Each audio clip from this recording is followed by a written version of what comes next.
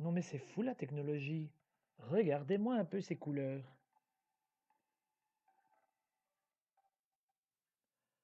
Quand j'y repense, il y a eu un vrai progrès dans les téléphones portables. Regardez un peu ce que j'avais comme téléphone étant jeune. Oui, ça va, certains d'entre vous diront que je suis très vieux, mais je vous promets que c'était pas il y a si longtemps. Eh bien, le mythique Nokia 3310, il avait un bête écran noir et blanc. Comment les fabricants de smartphones sont-ils parvenus à mettre toutes les couleurs de la nature dans nos écrans? Pour le comprendre, observons un écran de plus près. Sur la plupart de nos écrans actuels, l'image est en réalité composée de milliers de petits points que l'on appelle des pixels. Mais ça, je pense que vous le saviez déjà. Eh bien, en regardant avec une loupe votre écran de téléphone ou votre écran de télévision, vous pourriez vous apercevoir qu'un pixel est à son tour composé de trois petites portions, un rectangle rouge, un rectangle vert et un rectangle bleu. Ce sont les couleurs primaires de la lumière.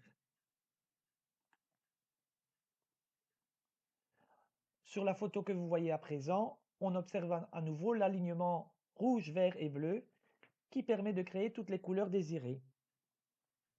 Dans les spectacles, lorsque l'on veut éclairer le comédien avec autre chose que la lumière blanche, on peut utiliser, comme dans l'ancien temps, des filtres rouge, vert et bleu qui permettent d'éclairer l'acteur ou le chanteur avec différentes couleurs. Actuellement, on a modernisé le principe en plaçant sur un seul projecteur des LED rouges, vertes et bleues. Et selon les LED que l'on allume, on obtient différentes nuances colorées. Vous vous demandez peut-être ce qui arrive quand on mélange ces lumières primaires rouges, vertes et bleues. Non, je vais vous le montrer quand même. Grâce à une lampe sur laquelle j'ai placé des filtres rouge, vert et bleu, observons le mélange des couleurs. Par exemple, en mélangeant de la lumière bleue et de la lumière rouge, nous obtenons de la lumière magenta. Oui, je sais, certains vont dire rose, mais en science, on dit magenta. Ensuite, si je mélange de la lumière... Ah ben, où suis-je? Allô? Ah, me voici. Le mélange de lumière verte et de lumière rouge fait apparaître au milieu une lumière jaune. Jaune? Non, mais attendez, là, il y a un problème. Oui, je sais, ça paraît rose clair, mais bon, normalement, c'est jaune. Alors, vous me ferez plaisir et vous direz que vous voyez du jaune. Pour terminer, mélangeons le bleu et le vert. Vous voyez qu'au centre se forme une tache bleu ciel que l'on va appeler du cyan. Je sais, c'est cyan, mais il faudra retenir le mot. Pour terminer, voyons ce qui se passe lorsqu'on mélange les trois couleurs primaires. Lorsqu'on mélange le bleu, le vert et le rouge, au centre apparaît une magnifique tache blanche. What? Oui, je sais. Si on vous le demande, vous direz que c'est blanc. Parce que moi, j'ai pas réussi à avoir autre chose que ce rose tout pourri. Bon, vous avez vu que les résultats de mes expériences ne sont pas toujours fantastiques. Et si on laissait Fred vous montrer? À toi, Fred.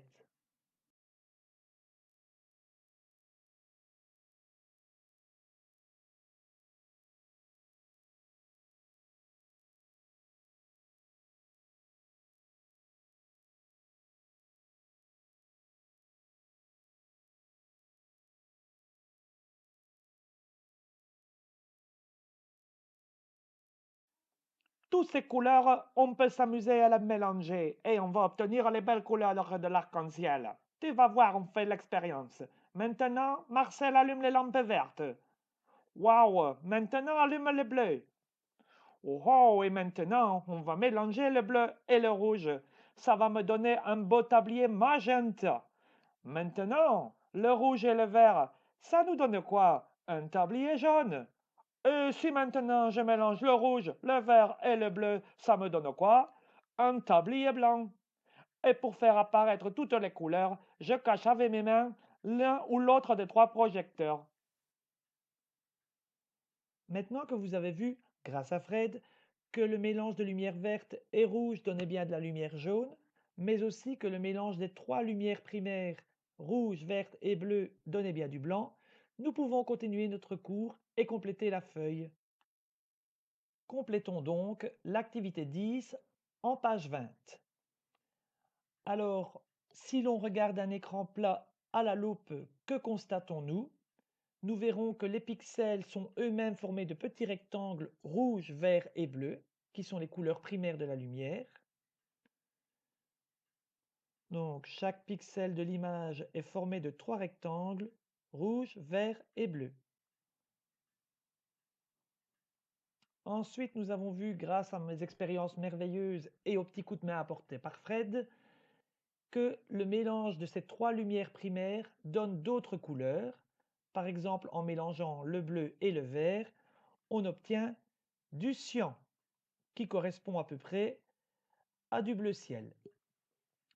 En mélangeant le rouge et le vert, on obtient du jaune. Et là, heureusement que Fred était là pour vous le montrer, parce que moi, c'était un peu raté. En mélangeant le rouge et le bleu, on obtient du magenta. Ça, par contre, j'avais réussi à le faire. Et le magenta, ça correspond plus ou moins à du rose. Pour terminer, si on mélange les 3 couleurs primaires, que sont rouge, vert et bleu, on obtient de la lumière blanche. Et là aussi, pour le coup, Fred a été plus efficace que moi. Dans cette expérience, les 3 lumières ont été superposées pour en créer de nouvelles.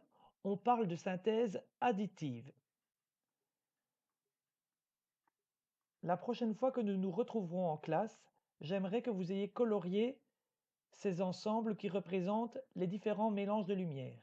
Alors sur l'extérieur, nous avons les 3 lumières primaires, qui est le bleu, ça correspond à du bleu foncé, le vert et le rouge. Entre les deux, nous avons le magenta, qui est plus ou moins comme du fuchsia, le cyan, qui ressemble à du bleu ciel, et le jaune. Vous pouvez vous repérer à l'image qui est affichée sur la vidéo, où on voit les bonnes couleurs. Je compte sur vous pour avoir colorié ça la prochaine fois. Pour conclure, retenons que les 3 couleurs de base qui permettent d'obtenir toutes les autres sont appelées des couleurs primaires,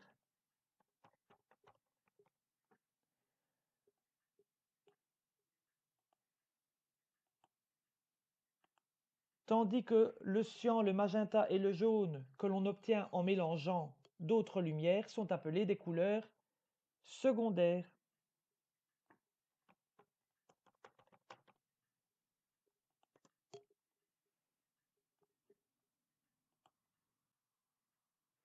Voilà, ce cours en télétravail est terminé. J'espère vous revoir très vite en classe avec vos feuilles complétées, le schéma colorié et éventuellement des questions auxquelles je m'empresserai de répondre pour vous apporter toutes mes lumières. À bientôt!